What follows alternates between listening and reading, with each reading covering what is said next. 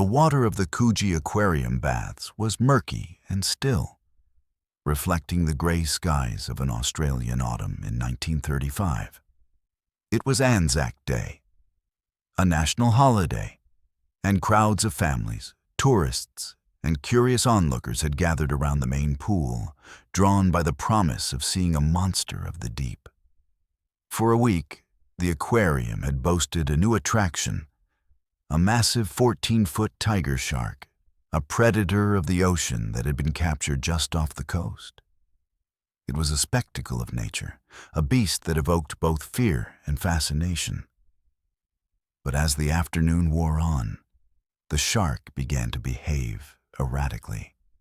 It thrashed against the tiled walls of the pool, its movements jerky and violent. The crowd pressed closer, sensing that something was wrong. The creature seemed to be in distress, swimming in erratic circles, and convulsing as if trying to expel something from its system.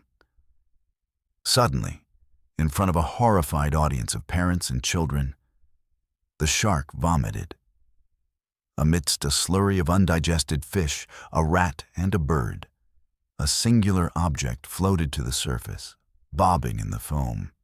It was not a piece of driftwood or a darker clump of seaweed. It was a human arm. Welcome to DCF Investigations. Today, we are opening the file on one of the most bizarre, complex, and macabre true crime cases in history. This is a story that begins in a swimming pool but leads us deep into the dark underbelly of Sydney's organized crime world, involving speedboat chases, forgers, smugglers, and a legal puzzle that remains technically unsolved to this day. This is the shark arm case. To truly understand the gravity of this discovery, we must first immerse ourselves in the atmosphere of Sydney, Australia, in the mid-1930s. The world was in the grip of the Great Depression. While the sun-drenched beaches of Coogee and Bondi offered a paradise for swimmers, the city itself was struggling. Unemployment was high, desperation was palpable, and where there is economic despair, organized crime flourishes. Sydney was not just a coastal resort city. It was a rough, gritty metropolis, teeming with razor gangs, illegal gambling rings, and a thriving black market. The glimmering harbor was a gateway for smugglers bringing in cocaine and other illicit goods. And the men who ran these operations were dangerous, powerful, and protected by a code of silence. It was into this world that the police were thrust when they arrived at the Coogee Aquarium on that fateful April afternoon. The arm was fished out of the pool, and the initial assumption was that a tragic accident had occurred at sea. Perhaps a swimmer had been taken by a shark, and this tiger shark had simply scavenged the remains. It was a gruesome thought, but a natural one. However, as soon as the medical examiners and police investigators laid eyes on the limb, that theory fell apart. The arm was incredibly well preserved. It was a left arm, muscular, belonging to a man who had clearly engaged in physical labor or sport. But the detail that stopped the investigators in their tracks was not the arm itself, but what was around the wrist. There was a piece of rope tied tightly around it. A shark does not tie a rope around its victim. Furthermore, the severance point at the shoulder was clean. It had not been torn or jaggedly ripped by rows of serrated teeth. It had been cut. Someone had used a knife or a sharp instrument to remove this arm from a human body. This was not a shark attack. This was a disposal. The shark was not the killer. The shark was merely the vehicle for the evidence. The investigation immediately shifted from a maritime accident to a homicide inquiry. The police had a limb, but they had no body, no head, and no identification. However, they had a stroke of luck that seems almost impossible by modern standards. The shark's stomach acids had not yet destroyed the skin. The arm bore a distinctive tattoo on the forearm. Two boxers in a fighting stance. This unique piece of ink would become the key to unlocking the identity of the victim. The images of the tattoo and descriptions of the arm were circulated in newspapers across New South Wales. The police hoped someone would recognize the distinctive artwork. It did not take long. A man named Edwin Smith came forward. He told police that his brother, James Smith, had been missing for several weeks. James, known to everyone as Jim, was a 45-year-old former amateur boxer and a man who lived on the fringes of the law. Edwin was taken to the morgue, where he confirmed that the arm belonged to his brother. The fingerprints taken from the hand matched those of Jim Smith, who had a record with the police for minor offenses. The victim had a name. Jim Smith was a character who perfectly fit the noir atmosphere of 1935 Sydney. He was a gladiator of the concrete jungle, or a man who had tried his hand at running a billiard saloon and had worked in construction, but who had ultimately found more lucrative opportunities in the criminal underworld. He was known to be an associate of some of the city's most notorious figures. He was a flashy dresser, a man who liked to be seen. But lately, he had been worried. Friends and family reported that in the weeks leading up to his disappearance, Smith had been anxious, looking over his shoulder, acting like a man who knew he was in danger. As detectives dug into Smith's life, they began to uncover a web of associations that linked him to a high-stakes forgery ring and a smuggling operation. Smith was not the mastermind. He was the muscle, the errand boy, the man who handled the dirty work. But he had ambitions, and he had secrets, and the police learned that Smith had been last seen on April 8th, 1935. He had told his wife he was going fishing for a few days with a friend. It was a lie that many men in his line of work told, but this time he never came back. The investigation quickly zeroed in on Smith's close friend and associate, Patrick Brady. Brady was a master forger, a man with a talent for altering checks and documents. He and Smith had been thick as thieves, renting a small cottage together in the coastal suburb of Cronulla, south of Sydney. The cottage, named Cappenberg, became the focal point of the police inquiry. When detectives visited the cottage, they found that the landlord had recently replaced a mattress and that the walls had been scrubbed clean.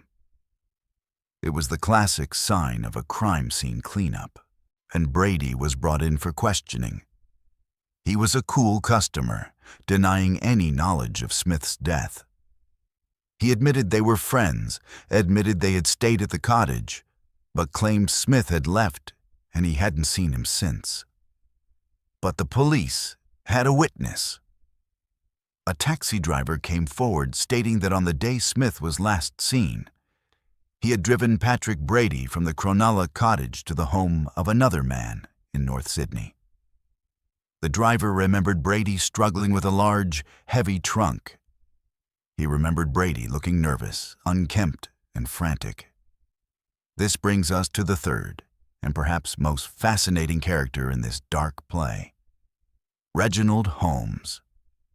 If Jim Smith was the muscle and Patrick Brady was the forger, Reginald Holmes was the mastermind, or at least the financier.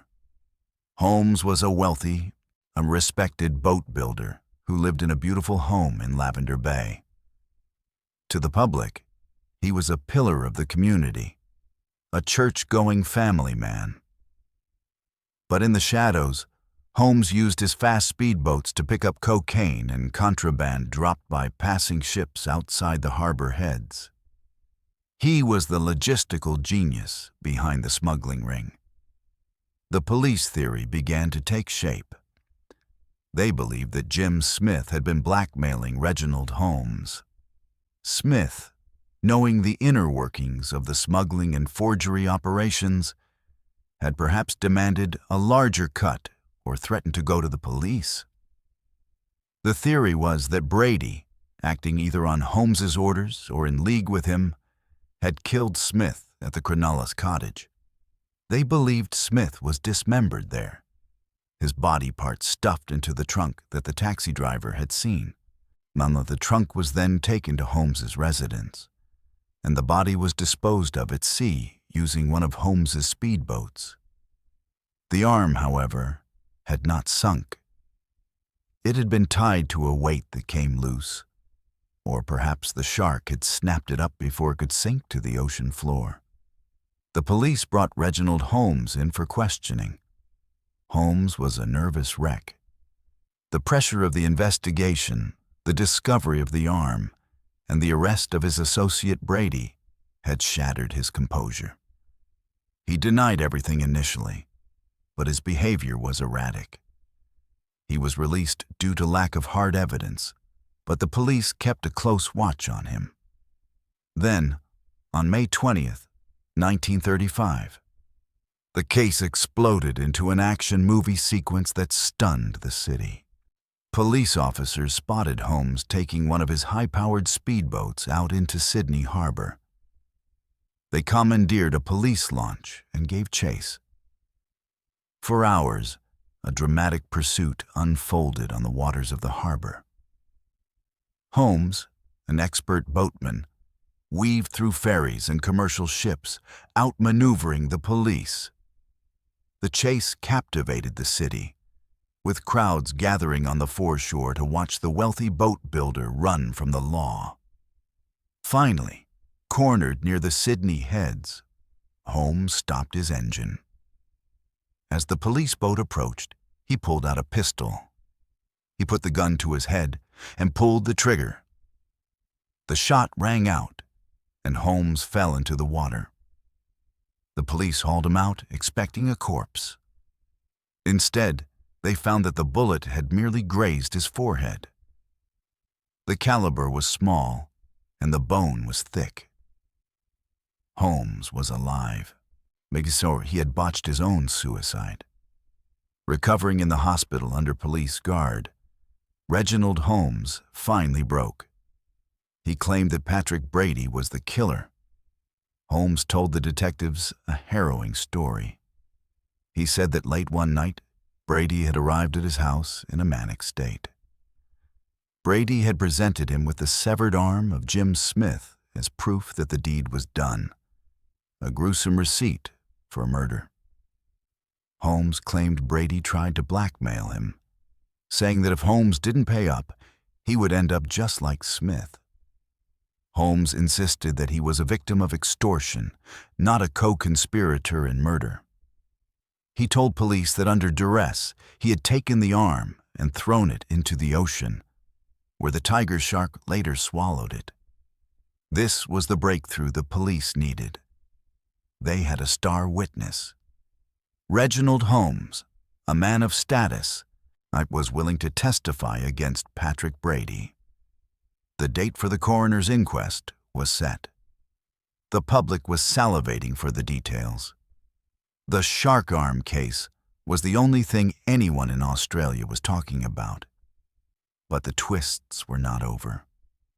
On the morning of June 12, 1935, the day the inquest was set to begin, Reginald Holmes was found dead in his car on a quiet street in Dawes Point, right under the Sydney Harbour Bridge. He had been shot 3 times in the chest at close range. The star witness had been silenced. The city was in shock. The man who held all the answers was gone. The investigation into Holmes's death was frantic, but no gun was found, and there were no witnesses to the shooting. It had all the hallmarks of a professional hit, a contract killing ordered to ensure that Holmes never took the stand. And now, the prosecution was in a bind. They had Patrick Brady in custody, charged with the murder of Jim Smith. But their main witness, the man who could link Brady to the body part, was dead. The trial of Patrick Brady began, but it was doomed from the start. Brady's defense team, led by a sharp and cunning barrister named Clive Evatt, launched a brilliant legal challenge. They argued a fundamental principle of law, Corpus Delicti. In Latin, Corpus Delicti means the body of the crime. In legal terms, it usually requires that the prosecution prove that a death has actually occurred before they can convict someone of murder. The defense argued that a single arm did not prove a death. A man can live without an arm, without a body, without a torso, without a head. That the prosecution could not prove beyond a reasonable doubt that Jim Smith was actually dead. For all the court knew, Jim Smith could be alive somewhere, one-armed, laughing at the proceedings. It was a bold, technical argument, but it held legal water. The judge, Justice Hulse Rogers, was forced to agree. He ruled that without a body, and with the primary witness dead, there was insufficient evidence to proceed with a murder charge. He directed the jury to acquit Patrick Brady. Patrick Brady, the man who had allegedly scrubbed the walls of the murder cottage, the man who had dragged a heavy trunk through Sydney, walked out of the court a free man. He would live out the rest of his life in Australia, maintaining his innocence until his death in 1965. He never spoke about what really happened in that cottage at Cronulla, and the murder of Reginald Holmes also remained officially unsolved. 2 men were eventually charged with the hit, but the case collapsed due to lack of evidence. The tangled web of the drug running, the forgery, and the double homicide simply disintegrated into legal dead ends. And what of the shark? The creature that started it all met a grim fate. Shortly after regurgitating the arm, the tiger shark was killed and dissected by authorities, hoping to find more body parts inside. They found nothing. The rest of Jim Smith was never recovered. The ocean kept its secrets. The tin trunk that Brady was seen with was never found, likely weighing down the rest of Jim Smith at the bottom of Gunnamatta Bay. The shark arm case remains one of the most fascinating cold cases in history because of the sheer improbability of it. Think about the chain of events required for this story to be told. Jim Smith had to be murdered. His killers had to decide to dismember him. They had to throw his arm into the ocean separately or in a way that it came loose. A specific tiger shark had to be swimming in that exact spot at that exact time to eat the arm. That shark then had to be caught by a fisherman, not killed, but captured alive. It had to be sold to an aquarium. It had to survive the transport. It had to become ill. And finally, it had to vomit up that specific arm in front of a crowd of people, just before the digestive acids destroyed the tattoo that identified the victim. The odds of this sequence of events happening are astronomical. If any single link in that chain had broken, Jim Smith would have simply been another missing person, a small-time crook who skipped town, forgotten by history. Instead, his story became a legend. It exposed the dark undercurrents of a city trying to present a pristine face to the world. It showed us that beneath the surface of the sparkling harbor, there were monsters, both human and animal. We must also consider the forensic limitations of the time. In 1935, there was no DNA testing. There were no CCTV cameras to track the movements of Brady and Holmes. There was no digital footprint. Police relied on fingerprints, physical identification, and crucially, witness testimony. When the witness was eliminated, the case fell apart. If this crime happened today, traces of blood in the cottage, even after scrubbing, would be detected with luminol. DNA from the arm would definitively link it to Smith's family. Location data from phones would place the suspects at the scene. But in the analog world of the 1930s, the criminals had the advantage of silence. The legacy of the shark arm case is not just a gruesome story. It is a study in the evolution of crime and punishment. It highlights the importance of the Corpus Delicti rule, a legal standard that protects the innocent but, in this case, likely allowed a guilty man to walk free. It serves as a reminder of how fragile justice can be, how easily it can be derailed by a missing witness or a missing body.